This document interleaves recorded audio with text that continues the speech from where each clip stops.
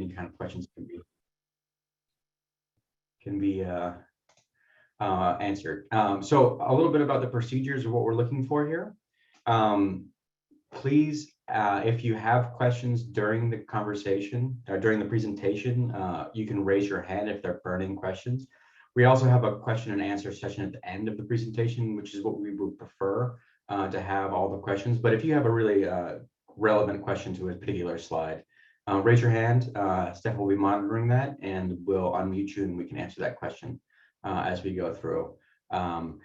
With that, so this is the 2021 State Water Efficiency and Enhancement Program Technical Workshop.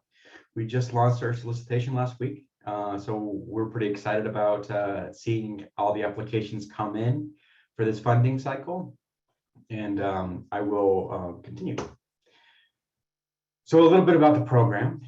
It's a grant application process that's administered by the California Department of Food and Agriculture. This is where we work.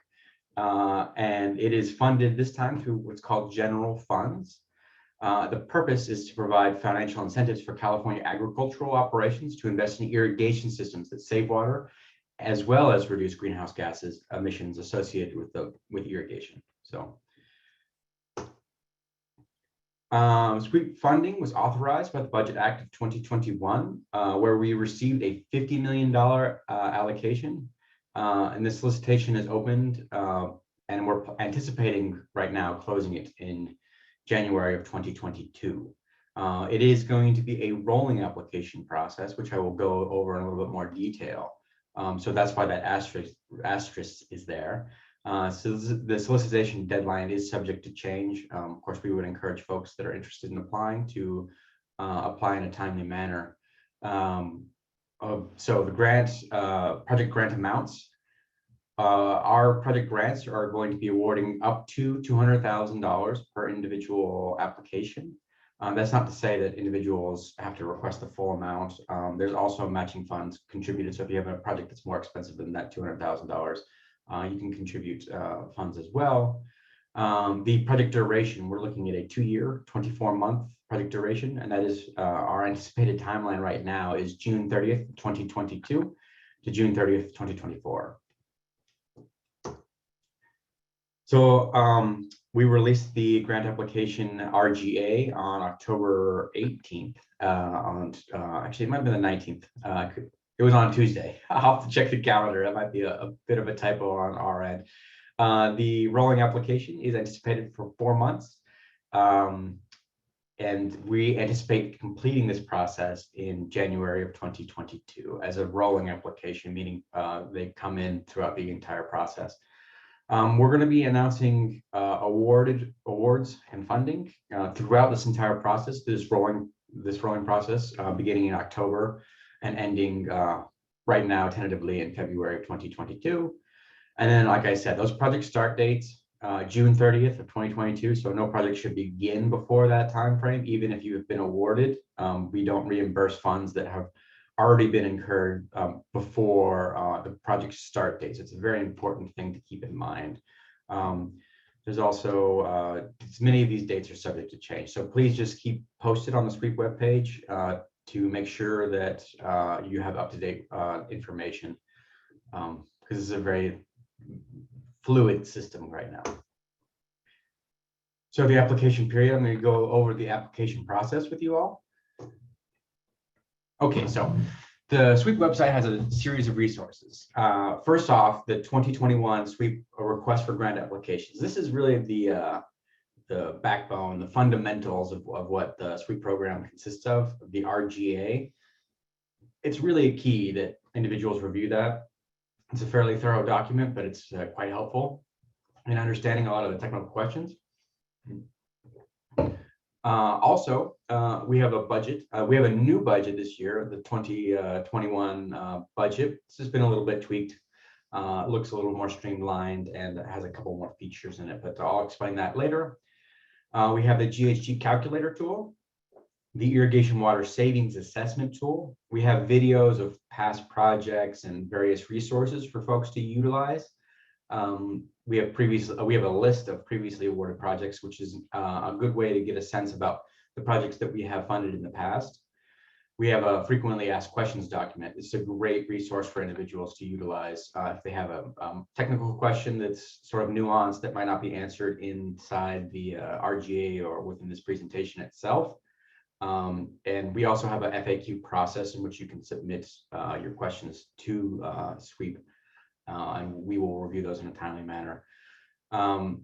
Additionally, we have a list of technical assistance providers as well as workshops that they'll be doing. That's really a key resource. We have CDFA sponsored a series of third-party technical assistance providers that are used to facilitate application assistance, as well as answer technical questions that you might have, and be a regional resource for folks. We really find these folks really valuable individual partners in this process. And I would encourage you all, if you're a first-time applicant particularly, to reach out to one of them and receive some level of assistance. It is a free service. I do want to show you, we're also going to be posting this video. I'm going to quickly show you the SWEEP webpage, just so you guys get a sense of what it looks like. So, State Water Efficiency Enhancement Program webpage. It's at cdfa.ca.gov/OFE/SWEEP. OFE stands for the Office of Environmental Farming and Innovation. We are a sub-program within that office. There's a series of other programs within OFE, like the Healthy Soils Program, the Dairy Digestive Program, et cetera, but we'll be talking about SWEEP here. So sign up for email notifications. This is very useful. This is how we communicate with folks. I would encourage everyone who's interested in the platform to sign up for email notifications. We have program status. This is where we're at, and this is going to be updated every week. Here is an overview. This is where the SWEEP RGAs, the request for grant application is. A very valuable document. Please review that. It's going to give you a lot of resources, as well as frequently asked questions. This is where you apply based on the website. We have a third-party platform that we use, an application platform, and I'll show you that a bit later. And then the technical assistance resources, there's the technical assistance providers. We also have the UCANR Climate Smart Community Education Specialists. They function in a very similar way as the technical assistance providers. Both are very valuable resources. Either whichever one might be closer to you or more available might be what I would suggest to utilize. And then this is a list of the technical assistance provider workshops they're going to be doing on a regional basis. And then these are our informational workshops we're running right now. And then the timeline here. Of course, on the side, you have this priority population map tool, the budget worksheet, the irrigation water savings calculator, the SWEEP greenhouse gas calculator, as well as the application portal. These are all resources for the application. We have some past solicitations, SWEEP flyer. There's a lot of resources here. I would encourage you all to look at that in your time.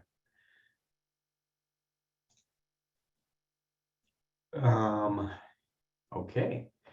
All right, back to the technical assistance providers for 2021. We have been lucky to have 21 different technical assistance providers sign up for our program. Some of these have regions, some regions have multiple providers. That's what the darker blue is for. And then some of them are also statewide. So you might notice that Fresno is probably the biggest agricultural county in the state. There's no blue area here, but that's not to say that these individuals that are in these regions might well assist you, because there are definitely statewide technical assistance providers that are on the list. And there are also technical assistance providers that provide for multiple counties. So please utilize that resource to find your local technical assistance provider, and rest assured that there'll be someone able to help you. Now, these individuals, they'll help with one-on-one application assistance. So if you have trouble with the tools or trouble with the application itself, or any sort of technical questions, they're the first line of technical resource for folks. They will provide project. Some of them are going to provide project implementation support, so they can help you with the grant, signing of the grant, the invoicing processes, and various other like implementation phases, coordination, etc. But that's not all of them. Some of them have signed up for those duties. Of course, some of these providers are also going to be holding workshops. I highlighted that earlier. And we have the locations and contact information listed on the CDFA webpage under that technical assistance list. So that there you'll find phone numbers and emails and names to reach out to folks, as well as the workshop dates and things like that. Really a great resource, and we're very fortunate to have 21 different providers help us with this application process.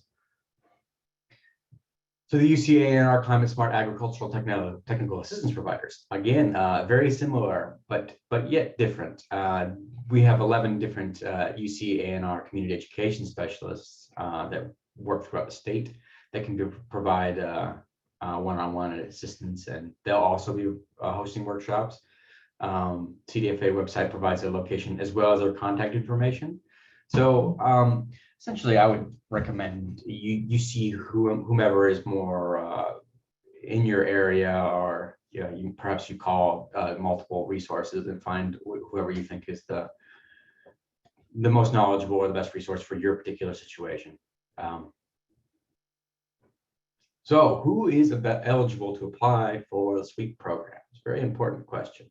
So California farmers, ranchers, and federal and California recognized Native Indian tribes are eligible to apply.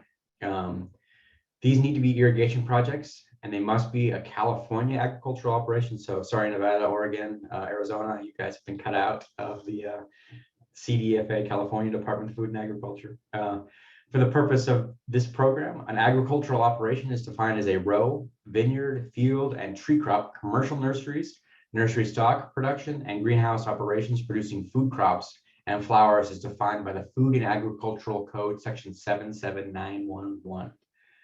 An agricultural operation entity cannot receive a total cumulative SWEEP award of more than $600,000. So if you have been a multiple SWEEP recipient, this is something we track on our end. Rest assured, we do find these individuals that apply more than multiple times.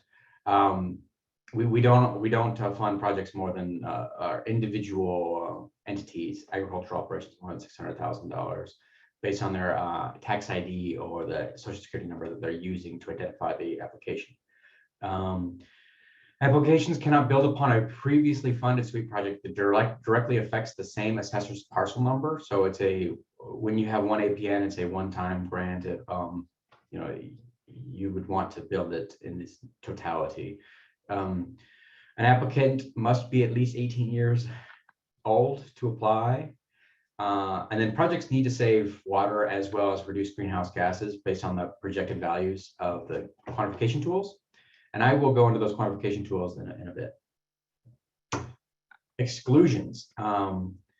So academic universities, research institutions, and state governmental organizations are not eligible to apply for funding.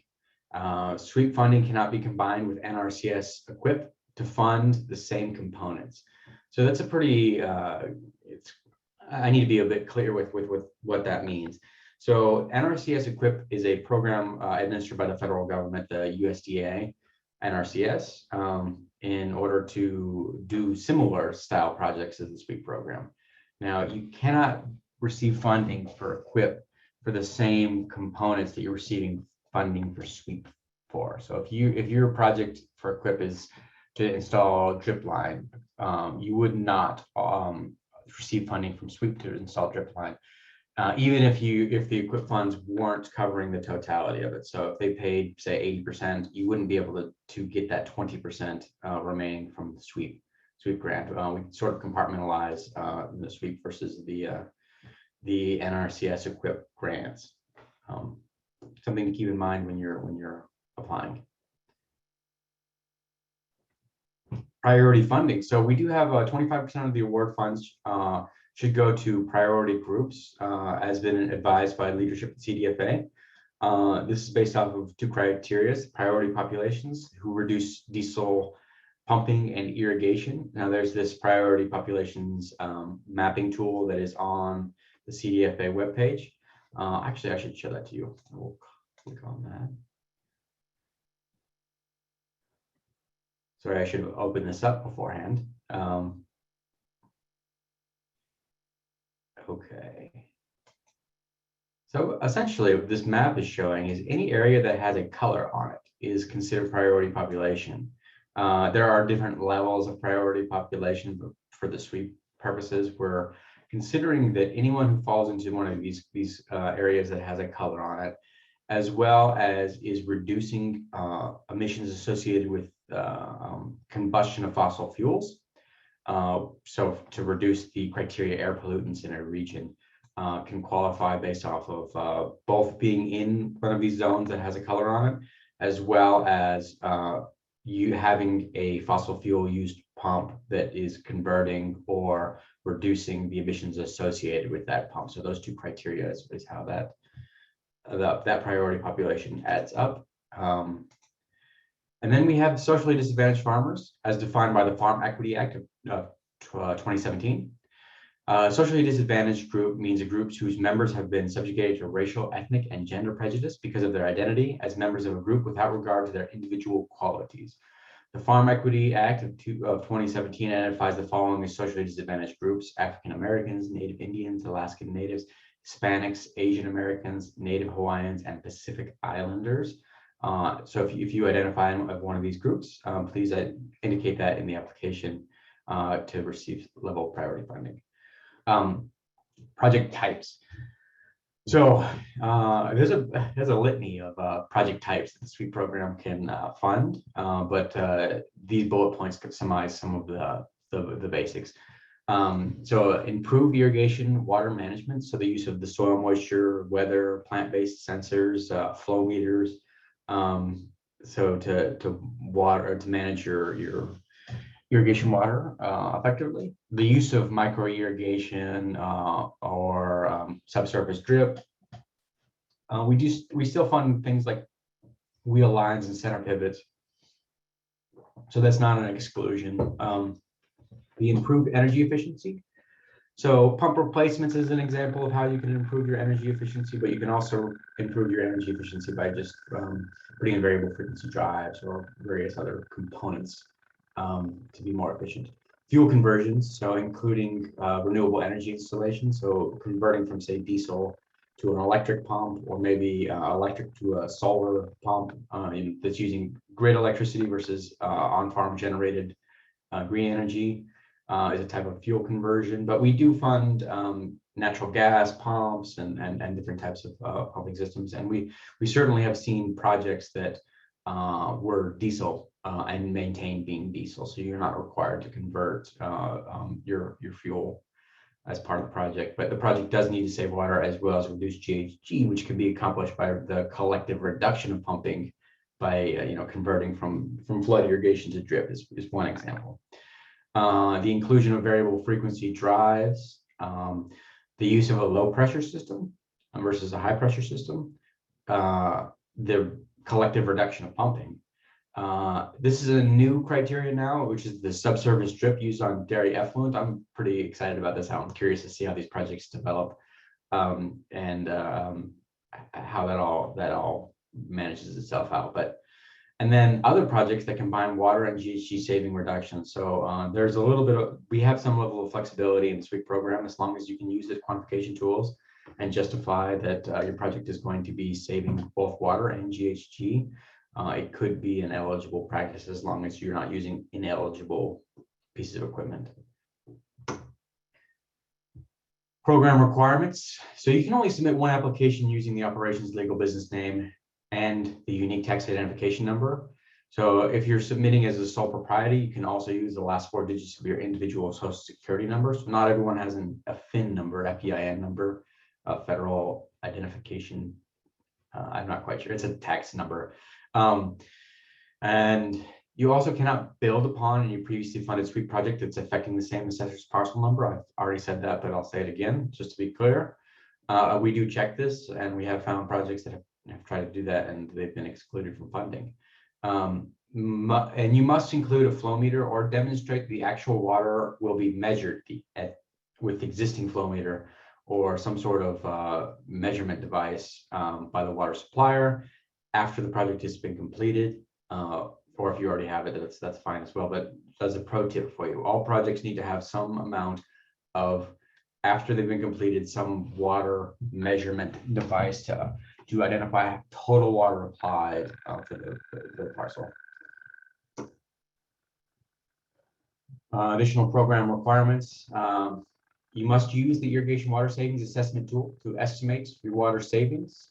You must use the Air Resources Board or GHG Calculator tool to estimate your GHG reductions.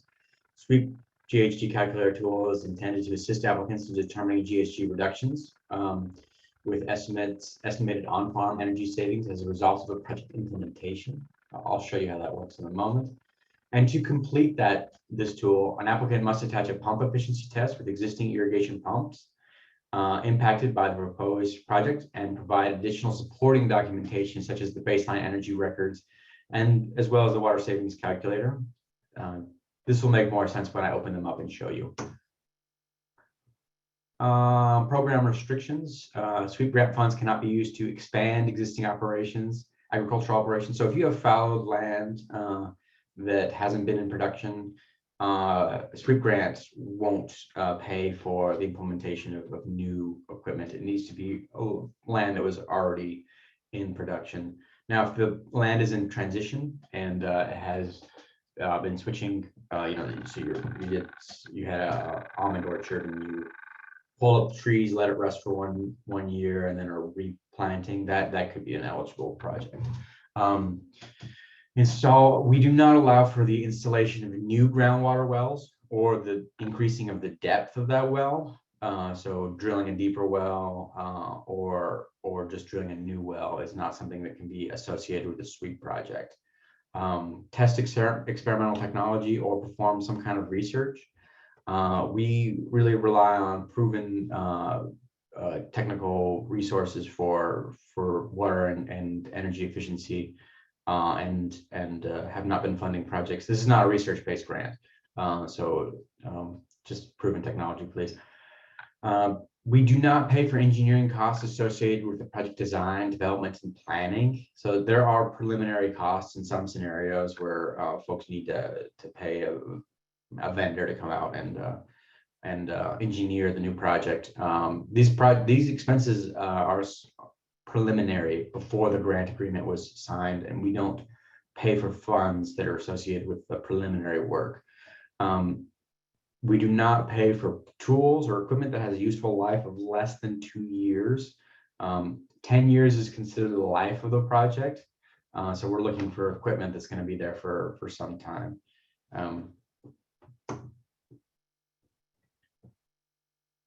So this is the first come, first serve review process. This is a new process for the SWEEP program, and we're pretty excited to see how it all develops. So, bear with us on the, this is new for us, and it's new for any previously funded SWEEP applicants. It's new. Applicants with a minimum score of 30 out of 50 will be awarded in the order that they are received. So we're going to be doing administrative review, technical review, and announcing awards all on top of each other, like this graphic design shows. But the CDFA SWEEP team will be performing admin review upon application submission. If your project is disqualified for reasons, we'll notify you, and then you can resubmit, or you can correct and resubmit your application.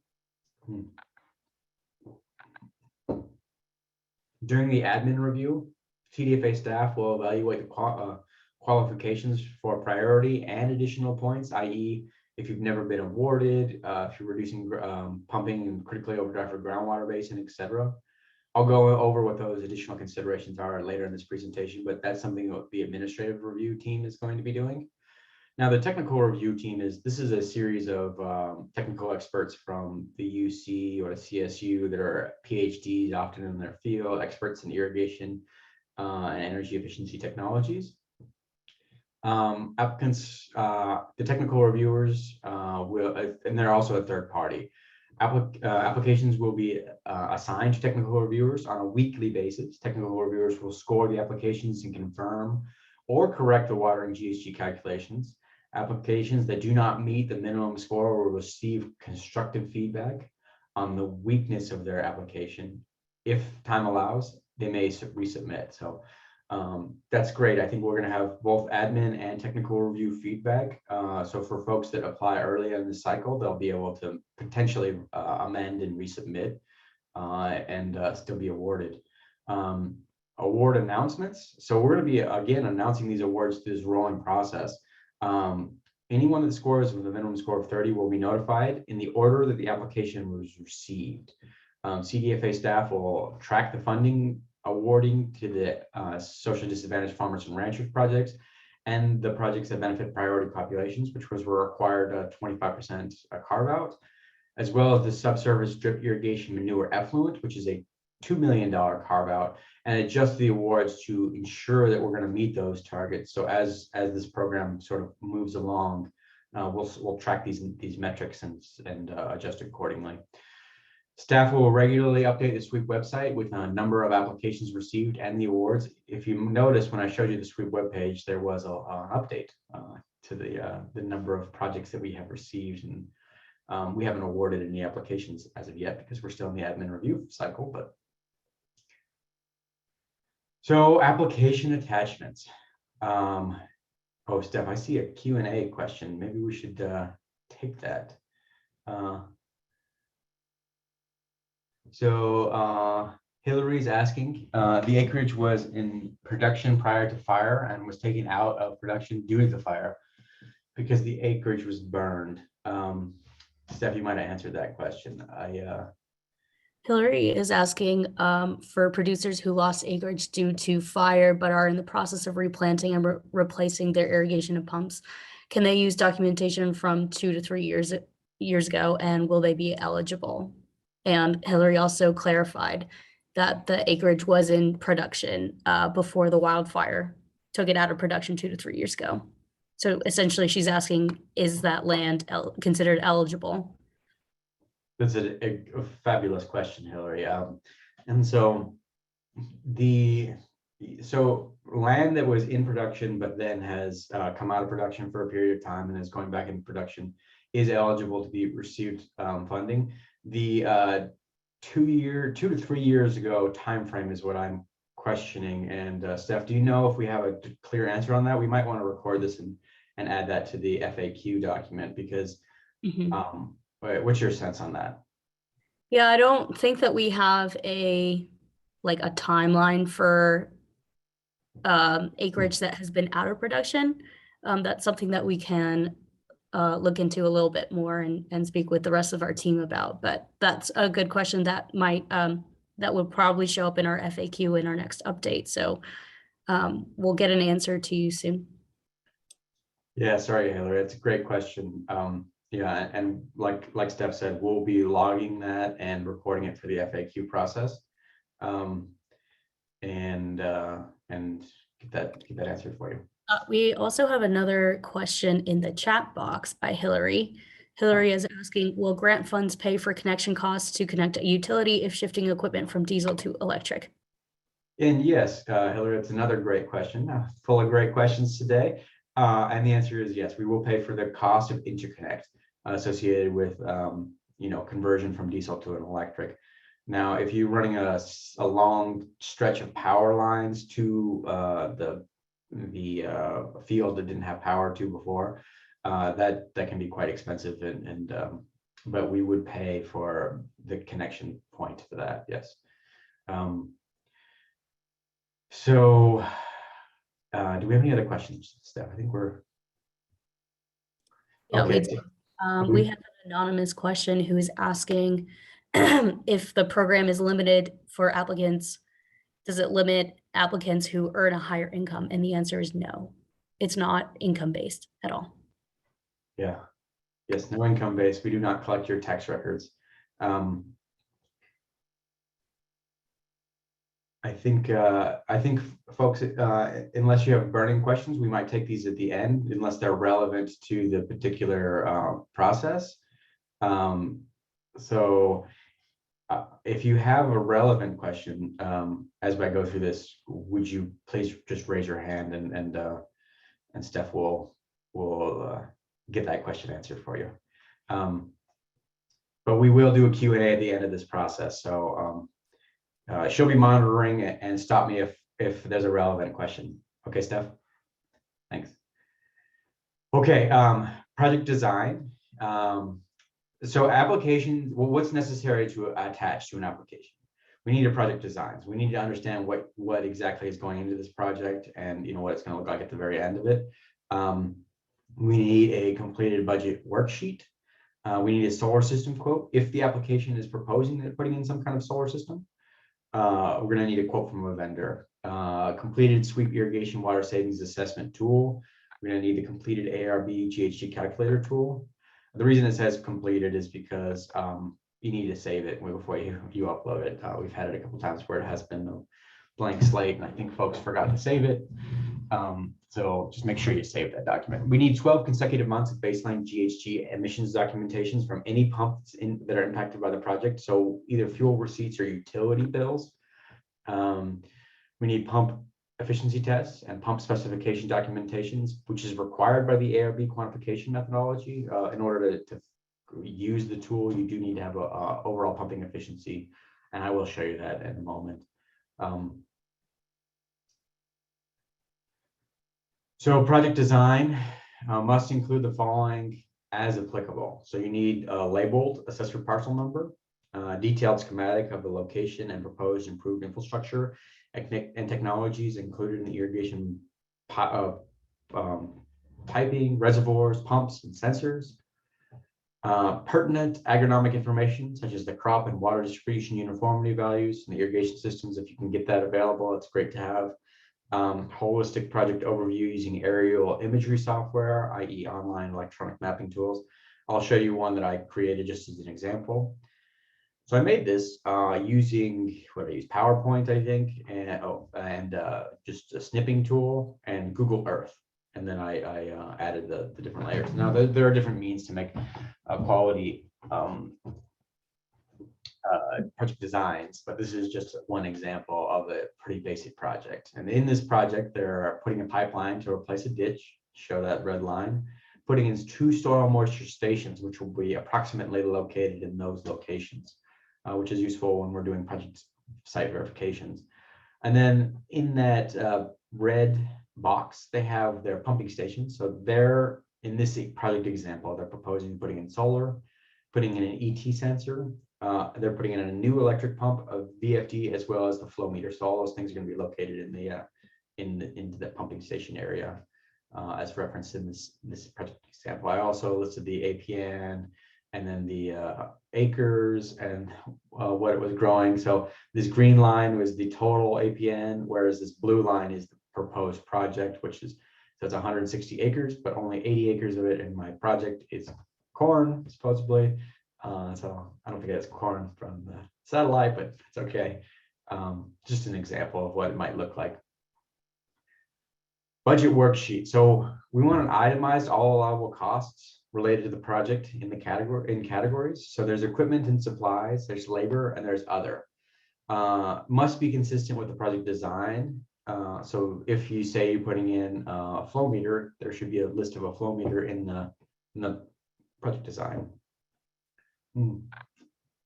So to the extent feasible, you can utilize the USDA NRCS equip payment schedule as a guide to determine what is reasonable cost. We do go through these budgets and see what's reasonable costs. And so there's if you look at the RGA, there's a list of the NRCS equip payment schedules that you can utilize. You can also get quotes from vendors, but you are not required to get quotes for specific pieces of equipment other than a solar system preliminarily. So you can use the NRCS as a guide if you're starting from scratch and you want to get that budget in, though vendor quotes are very useful. And then you'll see the request for grant applications for a list of allowable and unallowable costs. So here's the budget worksheet. This is the new and improved one, better, stronger, faster. In it, we have now combined supplies and equipment to one column on the top. And it's basically supplies are anything that's less than $5,000, and equipment is anything that's greater than or equal to $5,000 per unit. Actually, I might have flipped that, but the point is that we differentiate between supplies and equipment in order for our reporting side of things. But for the budgetary purposes, we've included it into a single column this cycle. There's the other category for things that don't necessarily fall into these supplies and equipment. And then we have labor. One thing that's really important about labor is labor cannot be more than 25% of the total grant award request. So just in a mock scenario, if you're requesting $100,000 and you have $100,000 in matching funds, so it's a $200,000 project, but you're only requesting from us $100,000. So the total labor associated with that $100,000 can be $25,000 or less, because that's how much you're requesting from CDFA as part of this grant. So I hope that was clear. There is a tool right in here that'll highlight red if you're not aligned with the total labor costs. It'll indicate that something is awry. It's kind of a guidance tool. So we also have these columns. So there's irrigation system improvements. There's irrigation water management tools, pump and energy improvements, solar renewable energy projects. If you're putting in a solar system, indicate the size of the solar up top, and then the other management practices as a column to differentiate supplies and equipment. So irrigation system improvements, that can consist of your drip lines, micro sprinklers, center pivots, things like that. Irrigation water management, that can be your soil moisture sensors, ET, weather station, telemetry, pump, and energy improvements. So if you're putting in a variable frequency drive or putting in a new pump, retrofitting that pump, those would go over in this column. And solar and renewable energy is pretty self-explanatory. And then other management is for things that don't quite match in there.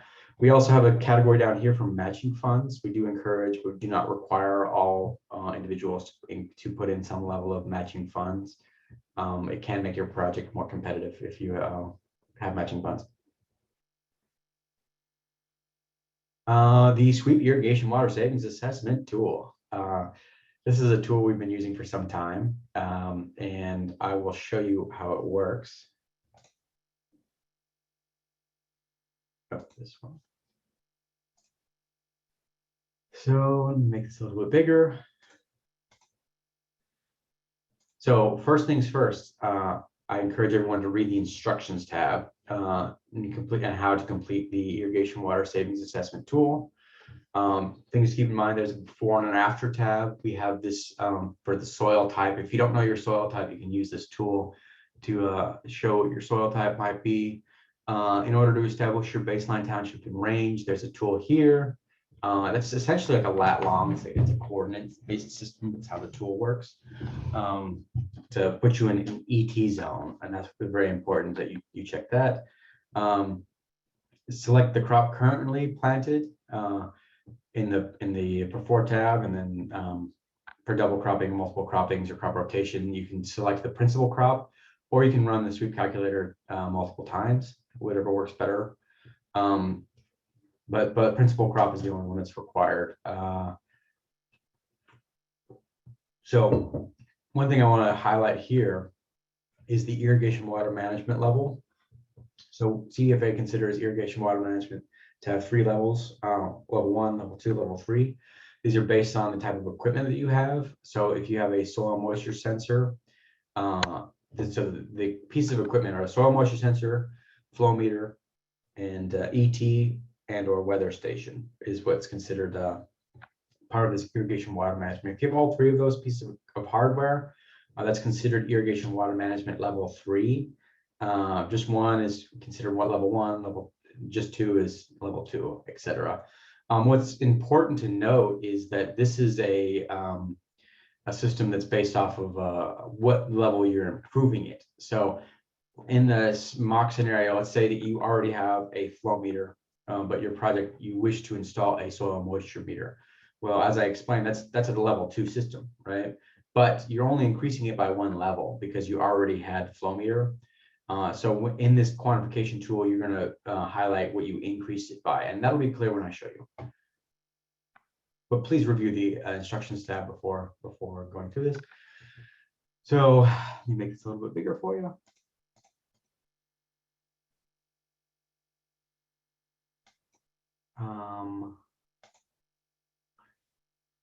So I would fill this out, my farm name, my application ID, the date, acres impacted, what have you. But for the purpose of this demonstration, I'm gonna say that I have a silt soil, and I am currently planting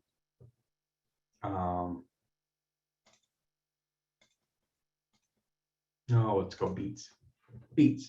And I am in San Bernardino. Base township and range will just keep as 22N and 30 West, but you would identify that using that quadrant system. And then in my scenario, I have been irrigating my system with a surface irrigation under optimal conditions. I have a line ditch, I have tailwater recovery, and I have good distribution uniformity. Right now, it looks like I'm going to be using 20.5 acre inches per acre. Now, go to my after tab.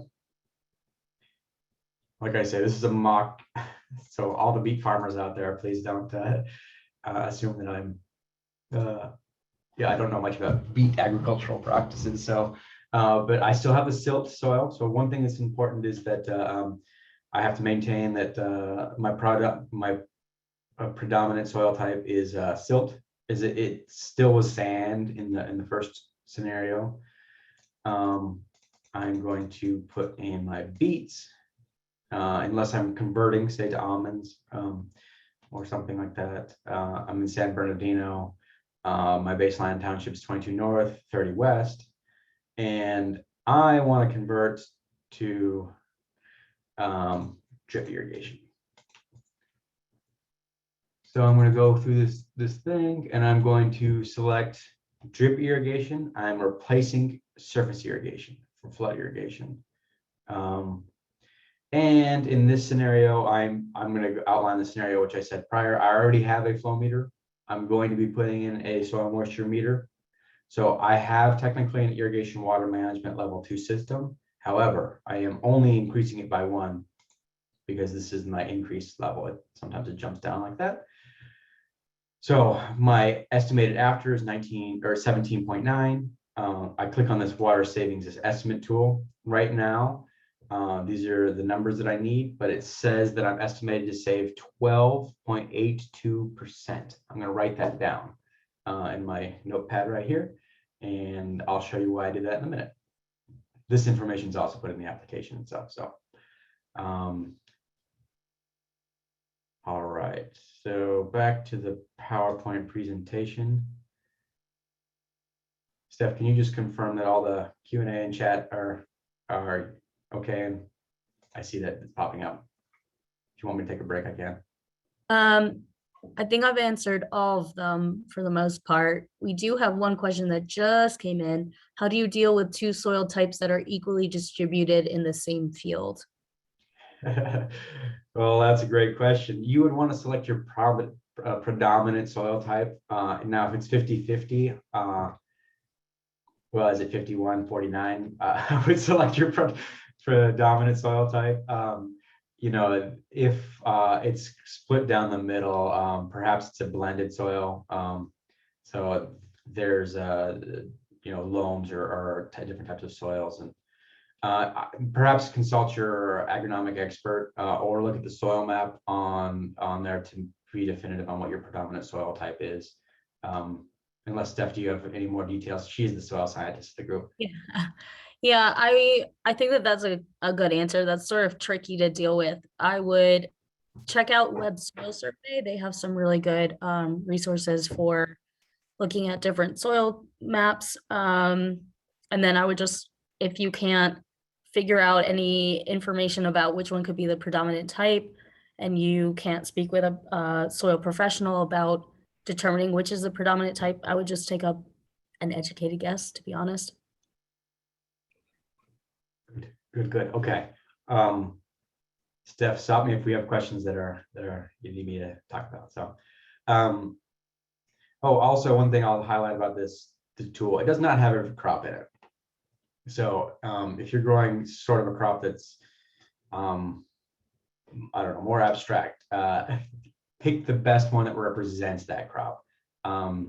So you would probably know best, if not an agricultural professional in the area would know what best represents the water use and of that particular crop. So yeah, it's not a holistic list, unfortunately, not yet.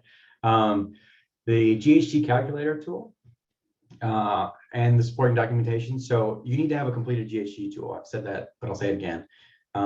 You need to have an explanation for the inputs you use in the calculator. And then the GHG supporting documentation includes the pump test, pump specifications, and as well as energy records. So you need actual baseline GHG emission values provided by the application to support it, that's supported by the documentation.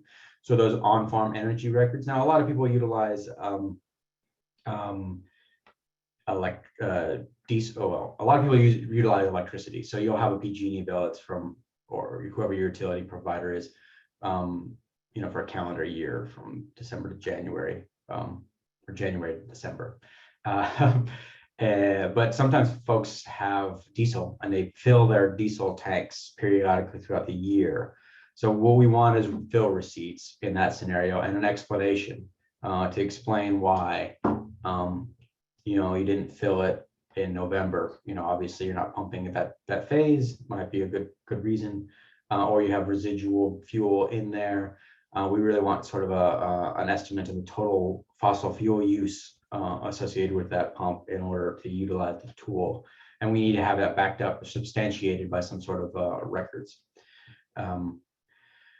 So you must cover 12 weeks of the peak irrigation growing season, and then the pump efficiency test and information on the pump motor specifications also needs to be attached. This is really important. We need someone to do a pump test on the project to make sure that pump is operating at particular overall pumping efficiency, and then some various other metrics, which I'll go over. But if you don't have a pump test, that's something you're going to want to start trying to get if you want to apply this funding cycle. So the overall pumping efficiency, here's just an example of one. And I highlighted this area. It's got some of the key information, but there's other key information. So it's got the overall pumping efficiency, and then the after conditioning, after the retrofit. So right now it's operating at 57%. It's a 100 horsepower pump. After the retrofit, it's estimated to be at 67%, so a 10% increase in efficiency. The pumping level is 20 feet. Discharge pressure is 52 psi. There's some other information here that's useful when you're filling out the tool. The head is 142 feet. And this is the California Air Resources Board greenhouse gas quantification tool. And I am going to show you how that works now. Hey, Scott, can I stop you real quick? Of course, yeah. All right, we're getting some questions about the greenhouse gas calculator tool and the time frame on the pumping efficiency test. And this is something that folks tend to ask us a lot about. We are going with, you can use a pump test as long as it is as recent as 2 years ago. Is that correct, Scott? Yes, very good. Yes. Okay. So you can use a pump efficiency test as long as it is no older than 24 months. Yeah. Actually, we have another question. No In the greenhouse calculator tool, if we are keeping a well pump but adding a booster pump in order to pressurize the system and pressurize surface water, do I put only the well pump in the pre and post sections, or put the booster pump in the post section and the well pump in the pre section? So the greenhouse gas calculator tool does not have a post and a pre section. That's not how this particular tool works. That's the irrigation water savings assessment tool, which you're referencing. And oh, you know what? Sorry, there's a pre and a post column. Yeah. I saw Steph's look of confusion and I was like, well, what am I saying? Of course, we have a pre and a post column. Yes, so that is a great question. There might be an answer to that in the FAQ. You might also wish to reach out to a technical assistance provider on that particular question. So, shoot. Steph, do you know if there's an FAQ on that one, or if we're gonna have to write that down and potentially get back to you on that? I will write it down and I will also search the FAQ. Stay tuned, Jason. We do also have another question. Do pump tests need to be performed for all pumps associated with the project or only primary pumps? That's a great question. Yeah, so that is a great question, because the tool requires all pumps associated with the project to be implemented or to be put together. So you do need a pump test for all pumps that are associated with the project. So in this scenario, let's say you have a well pump and then a booster pump, and you're only wishing to retrofit the booster pump. Actually, or let's just say the well pump, because that makes a little more sense. So you do need a pump test for both the well pump and the booster pump in that scenario, because they're inputs in this calculator tool. And it's considered the holistic system that's used to apply total water. You won't have a differentiation between the pre-project and the post-project, but you'll need to get that pump test. Thanks, Scott. We do have one more question in terms of the pump efficiency test. Cameron asks, how are we able to acquire pump efficiency information for a pump that hasn't yet been installed? I have a pump test completed for the existing infrastructure. However, I'm confused about how to acquire efficiency for the future pump. My guess is that vendors would give us an assumed efficiency at this time. That's an interesting question. So so a sweep project goes from a baseline of years past to, it sounds like your project is in the middle of some sort of large transition. I think you might wish to speak to a technical assistance provider or submit an FAQ on that, as to how to establish a baseline if your project is currently dynamic and you're putting in a new system. Steph, do you have anything to add to that question? No, I think that is a good point. So just in general, folks, if we're not able to answer a question for you guys, you can submit a question via email to our Sweep Tech inbox, and that email will be listed at the end of the presentation. And those questions that are unprecedented and unanswered, we will add to our FAQ. So if there's something that we don't answer to your, if we don't answer it sufficiently and it's something unprecedented, give us an email and we will add that to our FAQ. Right, and then in the RGA, we do have an FAQ process about the deadlines. I forget exactly when, but it's a step-by-step area. So please submit that in a timely manner so we can get you a solid answer. Also, technical assistance providers are pretty useful resources for specific project level questions. Yeah, I apologize, we don't know everything about. There are many scenarios out there to try and increase water and energy efficiency. So we're always getting new and interesting questions. So Steph, are we good? I'm going to show the tool. Yeah, I just had one more question, but I've already answered it, but this is a question that comes up quite a bit. Someone asked if they need to have a pump test, if they're not doing any changes to their pumping equipment. The answer is yes. We have to have a pump test in order to establish a baseline. So in order to use a tool, greenhouse gas tool, we do need to have a pump test. Yeah, that's correct.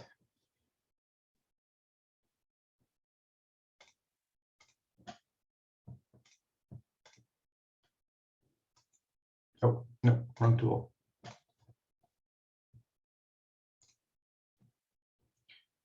Okay, I'll make this a little bit bigger. So a little bit smaller so I can read it all. So this is the greenhouse gas quantification tool. And of course, there's a README tab here. Please read it. It's useful, especially if you're a first-time applicant, to go through this process and review the quantification methodologies and all the things that are necessary. Something that's really important is that you also fill out this section. So if you're trying to apply, it won't give you output information unless you fill out the README section. So I'm going to put it 10 acres and $1,000 project anyway. Everything else is also required, but I'll show you just for the sake of this how this works. So this is the Sweep GHG quantification tool. There are a series of 5 different inputs down here. That's for 5 different pumping systems. So the individual who asked about the booster pump and the well pump, he would need to fill out 2 different tabs, one for the booster, one for the well, and define it accordingly. Even if he's not doing any upgrades to that particular pump, he would still need to fill out those pieces of information in order for the quantification tool to work correctly. So this is I'm just going to give you a test example. And so this is how much fuel I'm using. And I'm going to say I'm using 1,000 gallons of drop-down menu of diesel in this scenario, okay? My motor rated horsepower was 55%. Operational hours, that's if I know it, and I have a operational log, which I would attach to my application. You know, I'll just give you oh, I'm sorry, motor rated horsepower, 50 horsepower well. Overall pumping efficiency was 55%. Pumping depth, I'm just going to say this is 100 feet down. Discharge pressure, now this is in feet, not PSI. It's very commonly measured in PSI. You put a little PSI meter. There's a conversion tool. So in this pressure conversion tab over here, I am going to put in my, oh yeah, that's right. So I'm going to say my scenario is 25 PSI, and it turns out to be 57.67. Back to my input tab, 57.67, I believe was what it said. Now friction loss, there's this little information that pops up. This is if you have a booster pump, there's a default value here for the loss associated with the friction. And 10 is for a well pump and 5 is for a booster pump. So this is just a well in my scenario. Now let's say I'm going to be putting in another 50 horsepower pump, but I'm going to be converting this to electric. Actually, not only am I going to convert it to electric, I'm going to put solar on it to offset the emissions. So this new pump's more efficient. I'm going to go with 75% efficiency. The pumping depth is going to be the same. The discharge pressure is going to be, I am already happy with my discharge pressure. I'm not anticipating any changes there. My pump is, friction loss is 10. Am I installing a variable frequency drive? Well, sure. In this scenario, we're going to do it. We have VFD for a booster pump, for a well pump, sorry. This is my well scenario. And then my Sweep Irrigation Water Savings Assessment tool. What was that number I wrote down? So it was 12.82. It rounds up to the nearest whole percentage point. Now, let's say I want to put in a 10 kilowatt solar system. Now, it's really important that, so a 10 kilowatt solar system the documentation I'm going to receive might say that it's going to offset, I don't know, 10,000 kilowatt hours, just for the sake of argument, 10,000 kilowatt hours. That's the yearly production, but the system itself is a 10 kilowatt solar system. So I see this problem all the time, or this scenario all the time, where people put in 10,000 because that's how many kilowatt hours they're going to be putting in. And I'll show you what it does.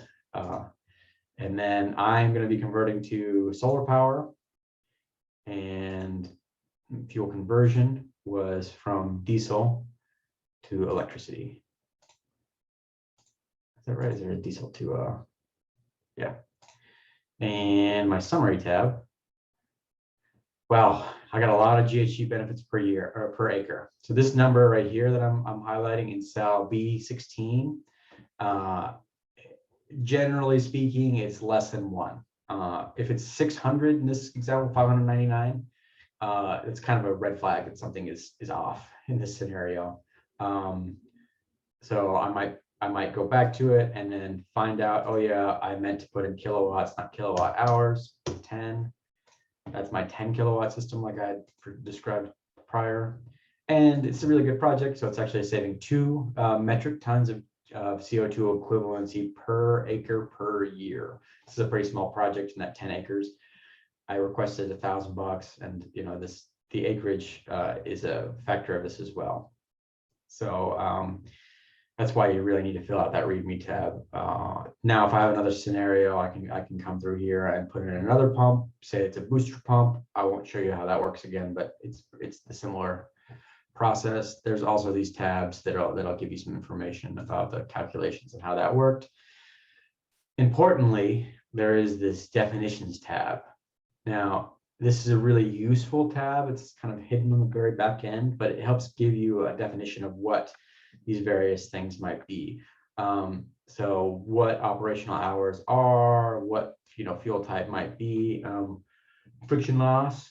This is the friction loss, tells you the default value is 10 feet for well pump, 5 feet for booster pump. If you need to utilize the default values, and then things like that. So I hope that was useful. The tool is complicated, but very manageable. And that's the reason we have technical assistance providers, is to assist you with these type of puzzles. So please utilize those resources if you're having challenges. CDFA does not facilitate a one-on-one application assistance, so we won't do scenario analysis for you. That's what the technical assistance providers are for.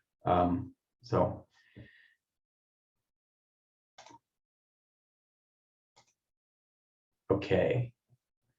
Thanks, Steph, for managing all the Q&A. And like I said, we'll have a Q&A at the very end of this process, unless she stops me through the process. So now that I have completed my review and analysis, my application, I've submitted it. It goes through a review and evaluation process. There are multiple levels of review. There's that administrative review, which is internal, done by CDFA staff, and then there's the technical review, which is external, done by third-party technical assistance providers. CDFA will select applications for funding based on the following. So we're a first come, first serve rolling application process with a minimum score. So it's not necessarily first come, first serve. It is a minimum score. There's still a scoring process. Score is provided by the technical reviewer, including the number of additional considerations. And then we're going to sort by the level of water savings. We are a water-based program, and then the level of GHG savings. So these are kind of how we select the applications.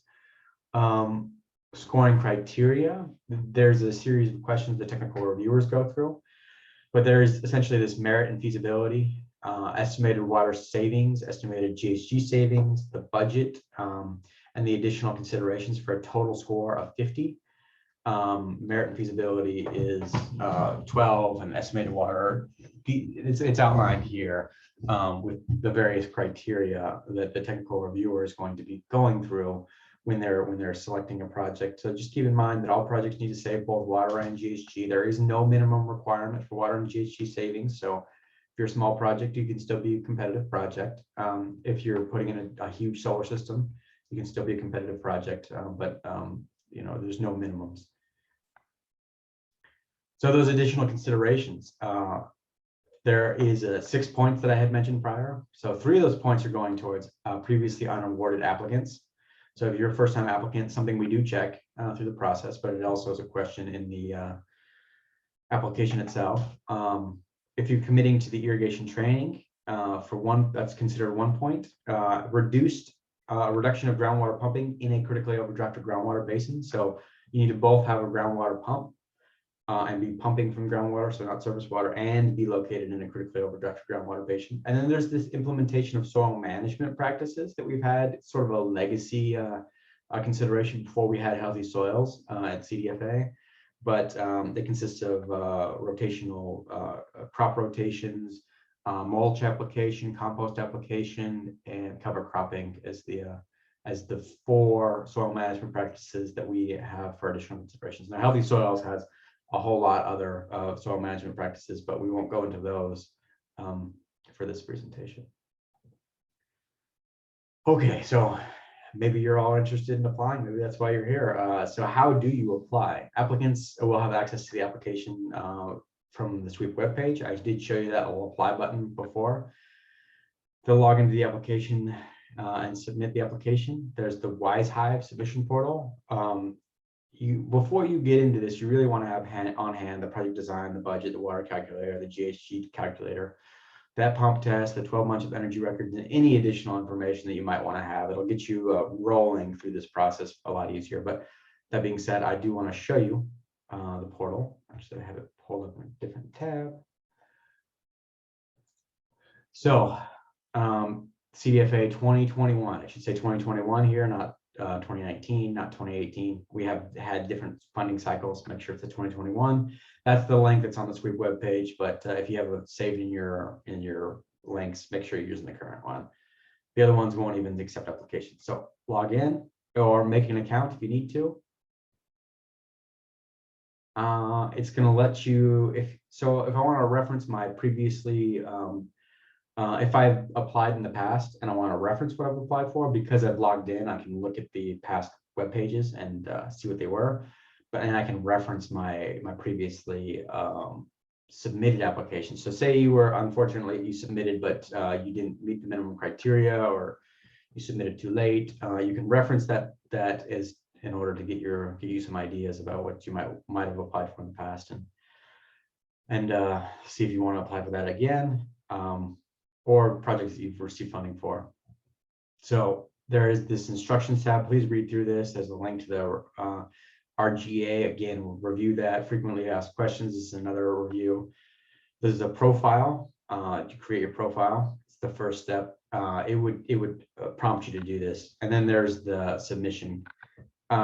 So you are allowed to submit multiple times, but this is basically, so I need to be clear here. And one individual agricultural operation is only allowed to submit one application per ag operation. The platform does allow for multiple submissions, and that's because technical assistance providers do apply on behalf of individuals, so they can manage those loads. But I just need to make sure that if you're an agricultural operation, that you know that you can only apply once per funding cycle to receive funding. That's one of our criteria that I've gone over in the past. So this is my application here. So this little tab. It's actually completed. So I can actually add another one. So yeah, this is the application. Let me just go back. I'm just going to add another one for the sake of showing you. Of course, I would go through this. It tells me again, project design, APNs, all the things that are, we try and reiterate a lot here in the list for technical assistance providers. So you can find that. There is a file naming convention. This is really important that you name the files correctly. Basically, you're going to have a PIN number that's generated right here. This is my number. And I want to write this down, and all the files I'm going to want to name according to that number dash whatever the attachment is. That helps keep everything really flowing smoothly on our back end. And so please do that accordingly. And then this is just a brand new application. So I'm going to open it, and I'm just going to really quickly show you what it looks like. Again, it reiterates this, and there's the application information, the name of the agricultural operation. This red asterisk means it's required. You'll go through this. There's some questions about what type of agricultural entity is applying, and they have responses. So if I click that, it asks that. And so if I click that I'm a sole proprietor, it asks to input the last 4 digits, my social security number. And then if I'm in the corporation partnership, it says enter my FIN number. There are many logical based things. Essentially, you go through this, you fill it out, and you can upload in various sections, which I'll show you in a moment. There are embedded links here to help you find, GPS coordinates and various other things, or reference the tools that we're talking about in that particular section. There's the, let's just go over the sections real quick. So there's basically first section is application information, very high level information, where I'm located, who am I, what's my phone number, etc. Previously funded projects. So if you've been funded in the past, there's a response. I would tell you that my project number and what APN it was on, but we still check this. So section 3, project location information. Where is my project? Current irrigation system in practice is section 4. What am I currently doing? I'm flood irrigating my beets. Project overview. So what am I planning on doing? This is my project title, my project description. So I'm going to be converting my beets from flood to drip irrigation and putting in that new pump and solar system like I've outlined.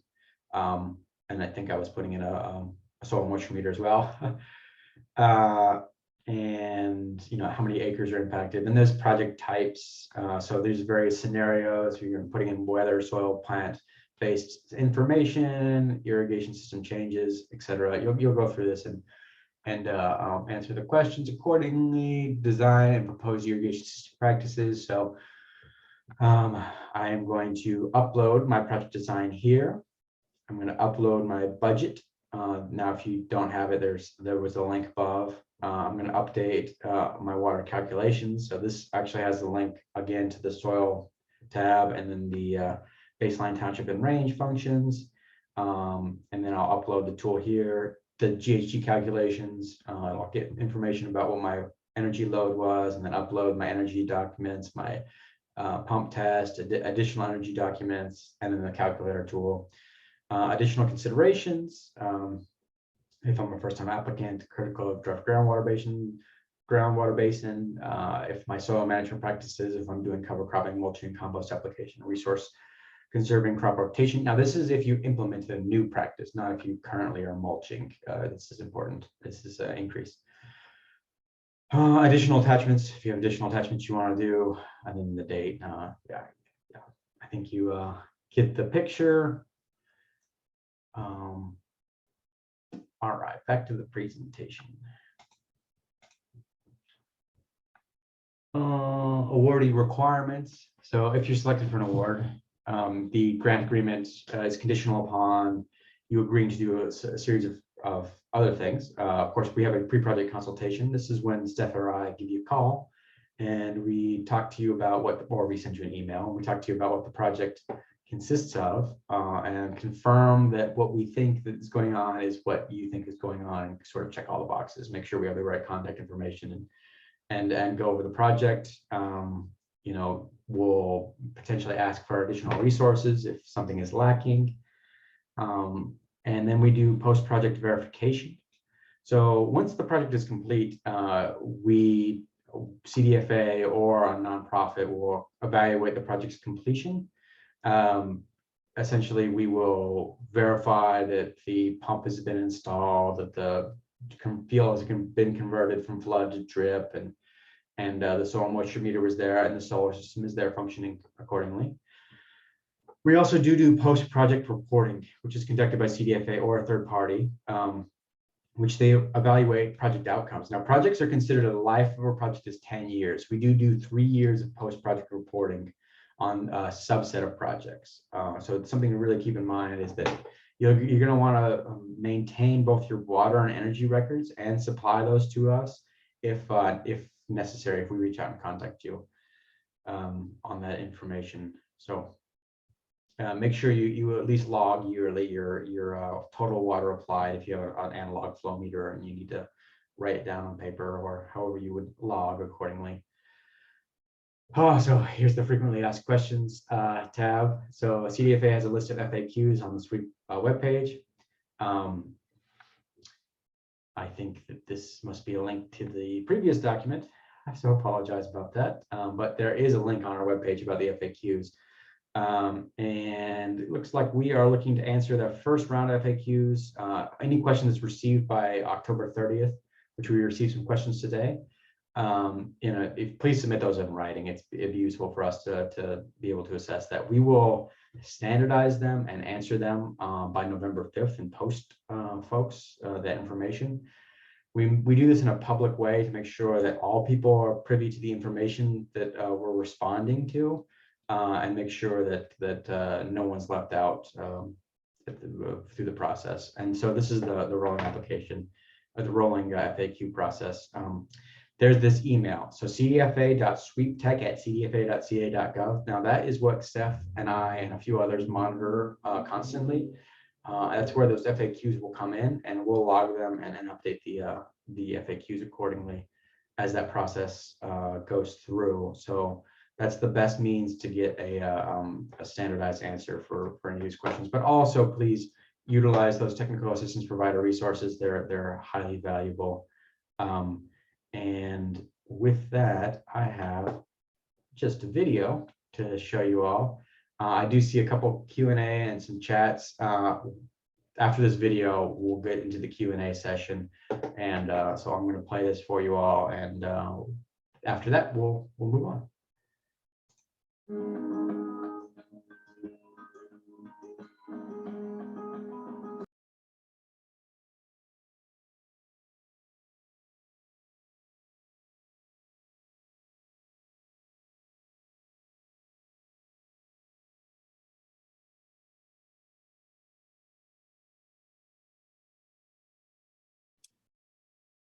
Hey, Scott, I'm not hearing the sound from the video anymore. I don't know if it's just me.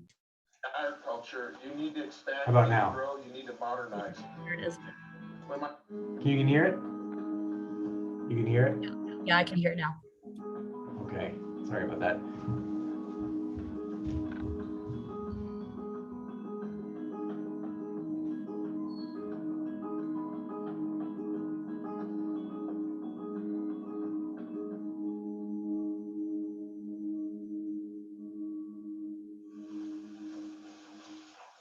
To become productive in California agriculture, you need to expand, you need to grow, you need to modernize. When my grandfather moved here, he started on an 80-acre homestead that was given to him by the federal government. My father farmed about 500 acres, 800 acres, and now I'm farming about 1,500 acres. My primary production is forage crops, and then secondarily, I grow a lot of seed crops. Wheat is one of the lesser crops that I grow, but it's a good rotational crop, and I chose that wheat for this project because the project finished in December, and it was one of the only crops I could plant in December. And now we're going to harvest the first crop off of this subsurface drip that was provided with a sweet grant funding. Thanks for coming over. The sweet grant is another tool that we use in our toolbox. It allows us to do things that aren't profitable at this time. It allows us to use state-of-the-art technology and allows us to do it on a large farming scale so we can use that data and use what we learn onto other farms. I'm on the board of directors for the California State Farm Bureau. I'm actually on the board for our local county farm bureau. So we spend a week a year and we go back to Washington. You know, we're trying to feed the nation, and if we don't tell our story, nobody else is going to tell our story.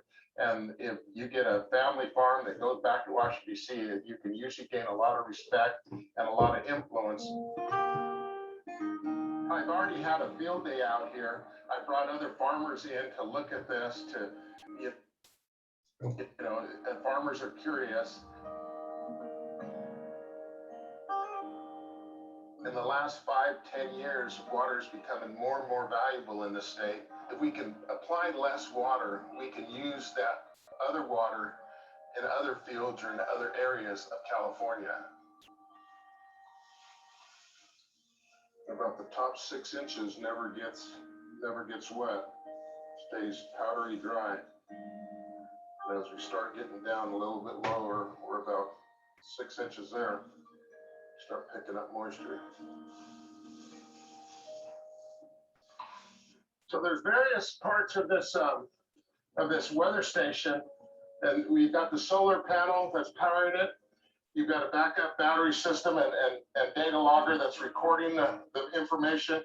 And then you've got all these instruments here that they're actually measuring how much evaporation is going on in the crop. And they're actually telling me how much water the crop is actually using at any 24-hour, 12-hour period. when we're putting optimum amount of water on it at the time, we're getting a water savings, plus we're producing more crop with less water. Without a doubt, this new technology is going to increase yield.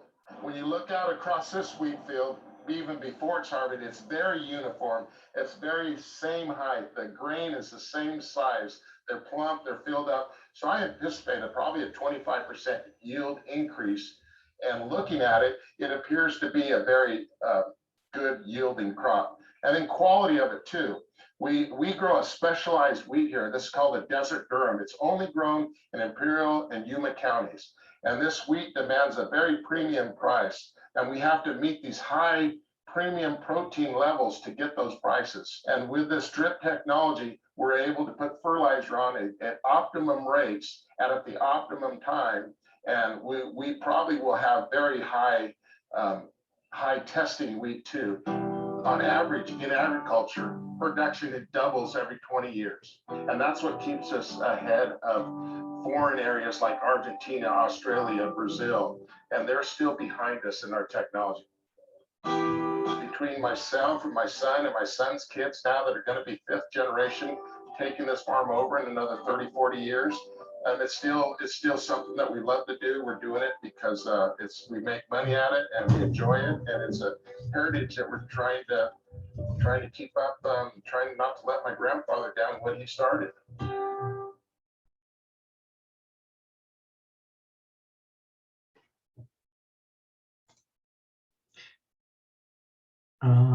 I think I'm muted. Hold on. Oh no. Hey everyone. So we do have a series of other videos as well on the Sweep webpage. I just want to highlight that if you have there's a couple other examples. You know, that one's just unique, and I kind of like that particular video. So with that, I think we can go ahead and Steph, I think we can stop recording and go into the Q&A session in order to